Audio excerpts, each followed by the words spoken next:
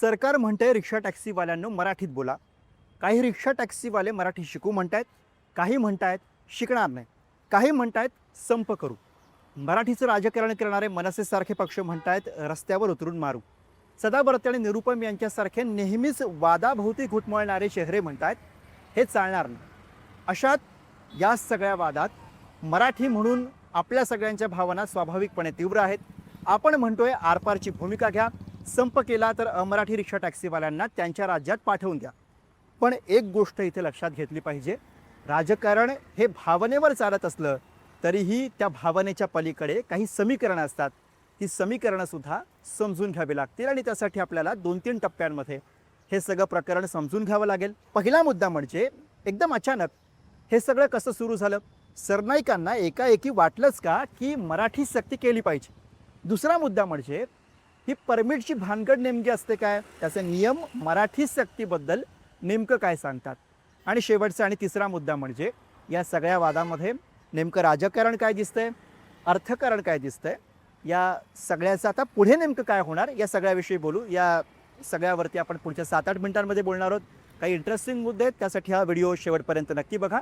नमस्कार, मी गुरुप्रसाद आणि तुम्ही बोल भिडू बघता.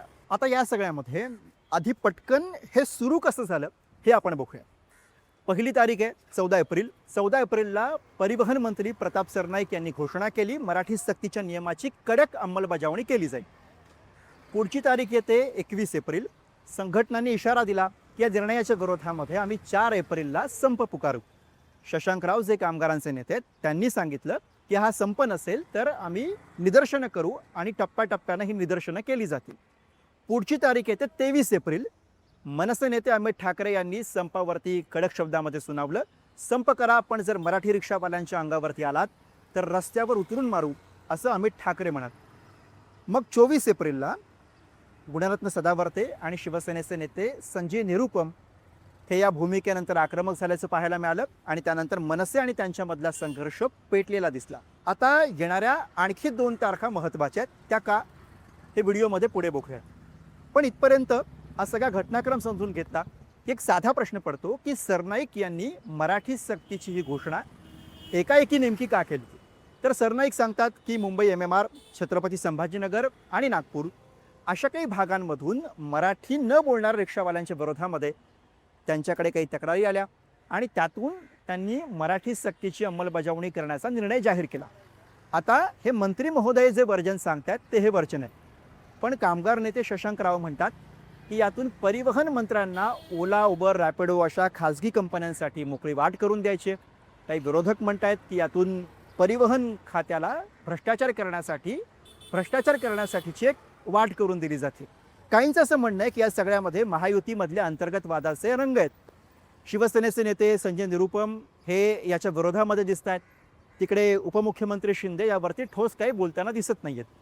भाजपची सुद्धा यावरची कुठली टोकाची भूमिका दिसत नाही. मुख्यमंत्री हे समजुतीने घ्या असं म्हणतात आणि त्यातूनच या निर्णयाच्या टायमिंगवरून राजकारणाची शक्यता ही अर्थातच आपल्याला नाकारता येत नाही. पण आता अनेकांना हा प्रश्न पडला आहे की परिवहन मंत्र्यांनी ही घोषणा केली म्हणजे त्यांनी नेमकं काय केलं. तर सोपं करून आपण समजून, परिवहन मंत्र्यांनी रिक्षा टॅक्सीचं परमिट घेण्यासाठीचे जे नियम आहेत त्यातला स्थानिक भाषा यायला हवी हा नियम नव्याने लक्षात आणून दिला आणि त्याच नियमाच्या अंमलबजावणीसाठी 1 मे हा महाराष्ट्र दिनाचा अल्टिमेटम त्यांनी दिला.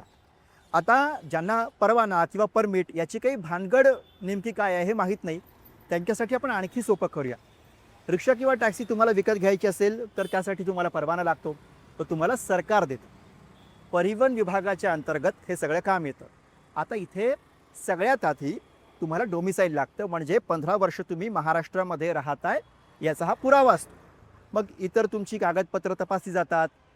स्थानिक भाषा तुम्हाला यावी लागते जी आपल्याकडे मराठी भाषा आहे आणि यासाठीचा नियम हा 2019 सरकारने केलेला होता. सरकारने तसा तेव्हा GR शासन निर्णय काढलेला होता. पण आता गंमत बघा, आता एकूणच आपण जेव्हा रियालिटी चेक करतोय तेव्हा रिक्षा चालकांचं जे मराठी दिसतंय, एकूणच त्यांची मराठीच्या नावानं जी बोंब दिसतेय ती सगळी परिस्थिती बघून एक लक्षात येतं की 2019 साली सरकारनंच जो नियम पाळला तो नियम काही फॉलो झाला नाही, तो नियम काही पाळला गेला नाही आणि त्यामुळे ही सगळी परिस्थिती आता उद्भवलेली आहे. आता तो नियम पाळला जात नव्हता म्हणून एकाएकी अमराठी रिक्षा टॅक्सीवाल्यांची संख्या यामध्ये वाढली का, हा सुद्धा या सगळ्यामध्ये विचार करण्याजोगा मुद्दा आहे. तो समजून घेण्यासाठी काही आकडेवारी आपल्याला बघावी लागेल. राज्यात 15 लाख ऑटो रिक्षाचे परवानाधारक आहेत मुंबई आणि MMR रिजनमध्ये. यापैकी 4.5 ते 5 लाख इतकी संख्या आहे. काही आकड्यानुसार 70% लोक हे अमराठी आहेत, तर कामगार नेते शशांक राव जो आकडा सांगतात त्यानुसार 85% हे अमराठी आहेत आणि 15% हे फक्त मराठी आहेत. आणि याच प्रमाणामुळे हा सगळा संघर्ष पेटलेला दिसतोय. अमराठी रिक्षावाले जे इथे बहुसंख्य आहेत ते मराठीवरनं आडमोठी भूमिका घेताना दिसत आहेत, निदर्शनं करण्याची भूमिका देत आहेत आणि त्यामुळेच या सगळ्या त्यांनी दिलेल्या इशाऱ्यांमुळेच हे सगळं वातावरण आपल्याला तापताना पाहायला मिळतं. वातावरण तापलेलं असतानाच त्यात मनसेची एंट्री झाली.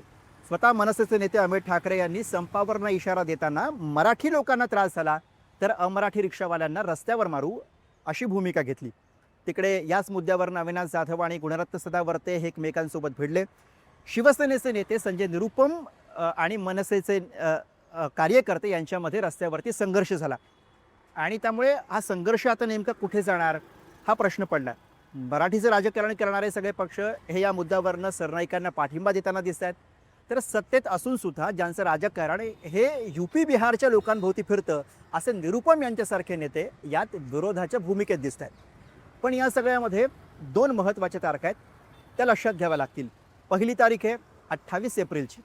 संघटनांनी या तारखेपर्यंतची मुदत ही सरनाईकांना दिलेली होती. त्या दिवशी त्यांच्यामध्ये बैठक होईल आणि कदाचित त्यावेळी तोडगा निघू शकेल किंवा यावेळी हा तोडगा निघाला नाही तर 1 तारखेला सरकार किती आक्रमकपणे रिचेकिंगचं काम हाती घेतं यावरती पुढचा संघर्ष अवलंबून असेल. आणि त्याच्याही पलीकडे आणखी एक तारीख लक्षात ठेवावी लागेल, ती म्हणजे 4 मेची तारीख. कारण जेव्हा रिक्षावाल्यांनी या तारखेला संपाचं हत्यारूप असलेलं आहे, त्यामुळे या तारखेला त्यांची भूमिका नेमकी काय असणार, या तारखेपर्यंत नेमकं काय घडतं हे पाहणं महत्त्वाचं असेल. आता हे सगळे मुद्दे लक्षात घेता तुमच्या एवढं तरी लक्षात आलं असेलच की फक्त सरनाईक सांगतात तसं यात प्युअर मराठी अस्मितेचं राजकारण आहे असं नाही. आणि सरकारने हे सगळी सक्ती केली म्हणजे मुंबई महाराष्ट्रामध्ये राहून मास दाखवणारे UP बिहारवाले हे वटणीवर येतील असंही नाही. कारण त्यासाठी या निर्णयाच्या पलीकडची काही गंभीर धोरणात्मक पावलं उचलावी लागतील, ज्यासाठी वोट बँकेच्या पलीकडे जाऊन निर्णय घ्यावे लागतील आणि अर्थातच त्याची सत्ताधाऱ्यांची तयारी किती आहे यावर बरंच काही अवलंबून असेल. मुळात या सगळ्या वादावरती तुम्हाला नेमकं काय वाटतंय आम्हाला कमेंट सेक्शनमध्येच सांगा. मुंबईतून बोल व्हिडिओसाठी कॅमेरा पर्सन अमर सकपाळसह मी गुरुप्रसाद.